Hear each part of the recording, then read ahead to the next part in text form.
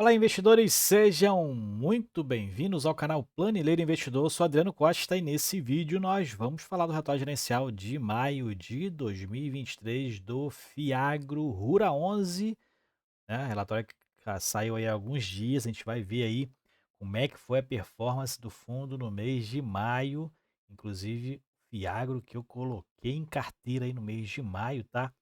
Aproveitei o queda de preço, a gente vai ver aqui alguns números aí interessantes e fundo que caiu de preço aí no mercado e segue caindo também agora em junho, tá? Não é uma queda muito relevante, mas é uma queda, o que o fundo ele é muito bem visto no mercado, né? Por conta da gestora e por isso ele não teve uma queda como os outros fiagros tiveram, tá? Mas segue pagando bons proventos e a gente vai ver aqui dentro das características dele nesse relatório gerencial, tá? E se você gosta desse tipo de assunto, não perca tempo, se inscreve aí no canal, ative o sininho de notificações e deixa o seu like, é tudo de graça e você ajuda muito a gente aqui a continuar nosso trabalho, tá? E também o link desse relatório gerencial e do grupo do Telegram vai estar na descrição do vídeo. Vamos lá então, vamos falar do Rura 11, fundo interessante aí, né, que eu tenho em carteira agora. Então, vamos falar aqui, eu já estudava o fundo, agora a gente vai estudar todos os meses praticamente aqui, para a gente acompanhar o desenvolvimento dele, tá? O fundo tem um alvo, né, o benchmark do fundo, ou alvo de rentabilidade é CDI mais 3 a 3,5%. A gente vai ver se o fundo tem a carteira dentro desse patamar aí, tá? É um fundo que investe em CRAs, né? Basicamente, certificado de recebíveis do agronegócio, em LCAs, né? Letras de crédito do agronegócio, tudo ligado ao agronegócio, é onde o fundo investe. Rendimentos distribuídos nos últimos 12 meses, né, o fundo mantendo rendimentos mensais ali próximos a 1%, né, acima de 1% inclusive. Fundo em relação, claro, à cota patrimonial, tá? Porque o fundo está no mercado aí cotado, ó, hoje acho que encerrou a 9,45, tá? Mas aí ficou o mês de maio praticamente flutuando ali entre 9,60 e 9,80, né? Foi um pouquinho às vezes acima, um pouquinho abaixo, mas ficou flutuando dentro desse patamar, ou seja, o rendimento mensal a valor de mercado, para quem está adquirindo ali a preços de mercado, ó, esses 11 centavos pago aqui é muito mais do que 1,10% comparado ao valor de mercado. Mais para baixo a gente vê o retorno total do fundo, né? A variação da cota do mercado mais o dividend yield no mês de maio deu um retorno aí, uma rentabilidade total de 1,42%. E mais para baixo a gente vai verificar a variação da cota patrimonial da cota de mercado, a cota patrimonial praticamente mantendo-se ali nos R$ 10, entre 10 e 10 e 10 já desde o início praticamente, mas a cota de mercado, né, já chegou a estar próximos aqui, abaixo na verdade dos 9,60, como eu falei, mês de maio beirou aqui um pouquinho abaixo dos 9,60, né, chegou a estar 9,55, 9,56, mas agora em maio, em junho, na verdade, né, aqui é maio, mas em junho ele ultrapassou aqui para baixo a margem dos 9,40, tá? Hoje fechou 9,45 aproximadamente. Hoje, dia 18 de junho, tá? Demonstrativo de resultado, o fundo teve uma queda aqui na sua receita com os CRAs e com os CRIs, mas, a gente verifica que teve uma queda com base no mês de abril, né, a gente verifica que inclusive as receitas ela tem uma variação, né, a gente verifica aqui que não tem uma estabilização das receitas dos CRAs e dos CRIs e eu vou explicar isso, o que possivelmente pode ser que na verdade essa é a explicação, mas eu vou te explicar lá quando a gente vê o portfólio detalhado do fundo, por que que tem essa variação aqui mês a mês, tá? O caixa do fundo atualmente aí está em torno de 10, na verdade é 12 milhões de reais é o caixa atual do fundo. Na verdade isso aqui é a receita, né? Receita financeira do caixa em torno de 100 mil reais de valor aí de receita financeira, né? Onde o caixa fica aplicado, né? Por isso que está caixa aqui, onde o caixa fica aplicado e rendendo, esse é o valor de rendimento que vai para o resultado como receita financeira. Outros resultados aqui, 2,4 milhões, não explico o porquê, derivativos e outros, pode ser algumas negociações aí que possa ter sido feito, né? Sobras não teve, né, despesas 1,9 milhões, resultado pela competência 17,7 e pelo CAI, distribuição do mês foi de 17,6. Aqui ele não mostra a receita em relação ao regime de caixa, tá? Então, a gente não sabe aí o que que foi, como é que foi a receita pelo regime de caixa, sai pela competência. Na alocação do fundo, ele está 100% em crédito agro, tá? Ele tem uma pequena alavancagem ali. Hoje, ó, o spread médio, a gente viu lá em cima qual era o benchmark, né? CDI mais 3 a 3,5%, e hoje está aqui, ó, CDI mais 4,2% acima da rentabilidade alvo, né? Esse é o spread médio dos títulos privados da carteira. E o duration está em 2,3 anos, essa é a média também da carteira.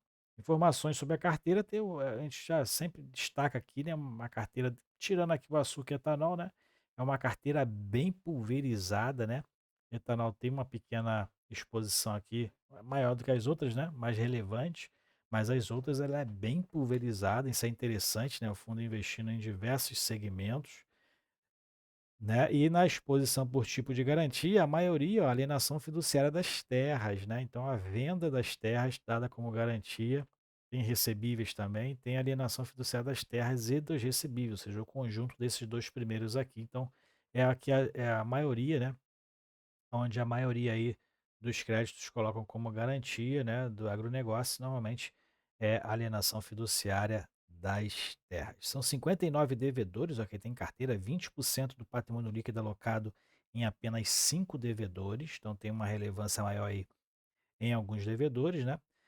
O valor médio por devedor é 27 milhões, então não tem um valor tão absurdo assim alocado em um único devedor, e 18 culturas, né? Isso, claro, comparado com o valor, né, total da carteira, né? Um fundo com mais de 1 bilhão de patrimônio, tá? E são 18 segmentos ou culturas, a gente viu no gráfico lá em cima, né? A diversificação aí então desses segmentos. Aqui ele fala sobre o fundo, né, como é que foi o portfólio e as expectativas. Então, em maio, o fundo teve uma alocação de 100,5%. Isso está acima de 100 porque ele tem uma pequena alavancagem aí dentro do seu portfólio, né? Então, ou seja, ele tem valores ali de terceiros investidos que geram uma rentabilidade, claro, maior do que ele paga por esse valor, né? E ele fez algumas aquisições aqui. Ele fez umas vendas nos movimentos, né? Vendeu um CRA bancário, teve um ganho nessa venda, e por isso acho que teve aquele valor lá no resultado, né, de 2,4 milhões, provavelmente foi um ganho dessa venda que ele teve, né? E aqui o que a gente verifica é que ele também, com o restante que estava disponível de caixa para investimentos, mais esse ganho, esse valor que retornou para o caixa, né? O fundo então fez algumas operações compromissadas reversas também para complementar esse valor e adquiriu 3 novas operações. Lembrando que esse ganho de capital vai para o resultado, mas os fiagros não têm aquela obrigação de distribuição dos 95% do resultado de caixa, como tem os FIIs, tá? Isso é importante você saber. Os FIIs têm essa obrigação de distribuição dos 95%, mas os fiagros e os FIINFRAs não têm. Então ele adquiriu aqui um CRA, na verdade, né, da empresa de etanol lá do Maranhão, então aumentando a exposição aí no açúcar e etanol, uma operação estruturada de aquisição de terra de plantio de cana, ou seja, mais uma estruturação aí voltada para a cana-de-açúcar, e outro produtor de algodão e grãos do Mato Grosso também, todos aqui com garantias que ele fala aqui na alienação fiduciária das terras, né, exceção dos contratos de venda. Então tem algumas garantias já faladas aqui, como alienação das terras, e também o fundo, ele fala aqui que o produtor rural de grão, com isso o carrego o portfólio do fundo está em CDI mais 4,2%, ou seja, acima da rentabilidade alvo do fundo. Mais para baixo aqui a gente verifica algumas informações aqui, por exemplo, um produtor rural aí que pertence a um dos grupos, pertence a um grupo que está em recuperação judicial, tá? Ele corresponde a 1% do PL do fundo, ele fala que nesse destaca nesse parágrafo, mas segue honrando com o pagamento dos juros aí sem nenhum problema de inadimplência.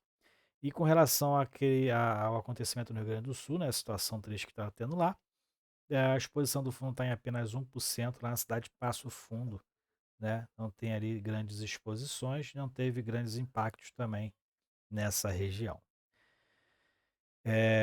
Pode falar que sobre a diversificação, né? Faz uma propaganda aqui e tal. Ele fala aqui também sobre o número de cotistas, né? Hoje eu sou cotista do fundo, tá? Adquiri cotas do fundo aí no mês de maio. Tem um pouquinho mais de 500 cotas aí do fundo para iniciar, né? Sigo aí aproveitando as oportunidades de mercado e quando se tem caixa, né? Que são tantas oportunidades aí para quem quer investir em longo prazo nos FIIs, em FIIs que a falta de dinheiro para poder investir, né? É o volume médio, o fundo tem uma liquidez muito boa, né, 3,5 milhões de reais de volume de negociação diário, e esse é o volume médio diário desde o início. Então teve um aumento bem relevante aí ao longo do tempo, né? O fundo foi crescendo e também a liquidez foi aumentando. Ele fala aqui sobre também as culturas, né, as principais culturas aí da carteira. Soja e milho seguem em valorização em valorização mensal, algodão segue em queda, isso falando das commodities, né, negociações de mercado. Algodão em queda, boi gordo em queda e açúcar e etanol também segue em queda, né, atingindo as mínimas aí no ano, próximo aqui a US$ 18 a libra. Então acho que é libra, né? Segue aí essas culturas em queda, que tem a questão das variações de preço. O dólar aqui em maio ainda estava 5,24, né? Já passou dos 5,40. Então, as culturas aqui nos mercados externos, soja em queda no ano, né? O mês teve uma queda menor aqui, soja, milho também em queda mais relevante aí anualmente no mercado externo, né? Mas o que está mais caindo é o açúcar, ó, 26,4% no ano. No mercado externo é o que está mais caindo, né? No mercado interno, suco de laranja, ó, caramba, 54% de aumento no mercado externo. E no mercado interno, o que está mais valorizado é o café arábica no ano, né? 28,7%. E o que está mais em queda é o etanol anidro, 10,2%. E mais para baixo, né, tem aqui a carteira do fundo, né? E eu explico aqui o porquê daqueles pagamentos dos CRAs e dos CRIs terem aquela volatilidade mês a mês, ó, porque uns recebem mensalmente, outros pagam semestralmente, outros pagam trimestralmente, quadrimestralmente. Então tem uma variação de recebimento por parte do fundo desses créditos concedidos, né, dos juros deles, que são de períodos diferentes. Então, é mensal, semestral, trimestral, quadrimestral e até anual. Tem aqui pagamentos que são anuais, né? Então, tem essa variação, o fundo vai distribuindo, né? De acordo com as expectativas, vai distribuindo e vai tendo ali uma linearidade na distribuição, mas os recebimentos acabam tendo uma variação maior, tá? Acaba tendo uma variação maior. Ok? Então, essa aí é o destaque, né? Então, fique atento, né? Não é que tenha inadimplência ou estão pagando atrasado, é porque realmente os juros têm periodicidade de pagamento ao fundo diferente, tá? Diferente. Bom, e aqui fala sobre o pipeline, as futuras aquisições que o fundo pretende, Fiagro pretende aí adquirir em junho, são duas, né? Em torno de R$ 90 milhões. Dois CRAs, um de frigorífico, né, setor de frigorífico, de aves, e outro produtor rural de grãos e pecuária. Esse é o pipeline aí para junho, né? Provável aquisição que o fundo irá fazer, ok? Essas aqui são as características, né, operacionais. Então tem aqui, ó, a taxa de administração é 1%, que é claro também está inclusa a taxa de gestão. Taxa de performance prevê também, ó, 20% do que excedeu o CDI mais 1%, ou seja, deve estar se pagando taxa de performance, que o fundo está com spread de CDI mais 4,2. Então, eu acho que tem alguma coisa aqui, a rentabilidade passando do CDI mais 1%, eu acho que está passando e a gente está se pagando essa taxa de performance aqui também. Patrimônio líquido, ó, mais de 1,6 bilhões, valor da cota R$ 10 cravado. E a administradora aí, a gestora é a Itaú Asset Rural, o que dá o nome, na verdade, é o Rural 11, né? A Itaú, que é a gestora. Ok? Pagamento aqui do fundo é no quinto dia útil do mês, beleza? Então é isso aí, ó, informações do Rura 11. eu entrei finalmente no fundo, né, tenho 4 Fiagros na minha carteira agora, o Rural 11, inclusive agora é a minha segunda posição em exposição, em Fiagros, tá bom? Tenho 4 Fiagros, em torno aí de 25 a 30% está no Rura 11, ok? Tenho aí acompanhado o fundo, o Fiagro, o fundo, né? E realmente é um fundo bem diversificado, tem ali uma estrutura, boa estruturação em relação às garantias, tá? E isso é importante da gente observar, porque a gente está tendo muito problema em relação à execução dessas garantias, que às vezes são bem absurdas. A gente vê aqui aval dos sócios, né? O que que isso vai gerar ali na prática, né? Para garantir o recebimento por parte do fundo, né? Então, tem que ter ali garantias mais palpáveis, né? No caso aqui do Rural 11 tem muitas alienações fiduciárias das terras e dos recebíveis que porventura possa ter. Tem que se fazer também essas questões, tem que se observar essas questões para que a gente tenha ali uma estruturação um pouco mais viável, né, e realista, ok? Então é isso aí. Se você gostou do fundo ou do vídeo, né? Se você gostou do vídeo, deixa o seu like, deixe suas opiniões aí nos comentários deste vídeo e suas sugestões também. Não deixe de comentar aqui embaixo, ok? Fiquem com Deus, até o próximo vídeo. Tchau, tchau.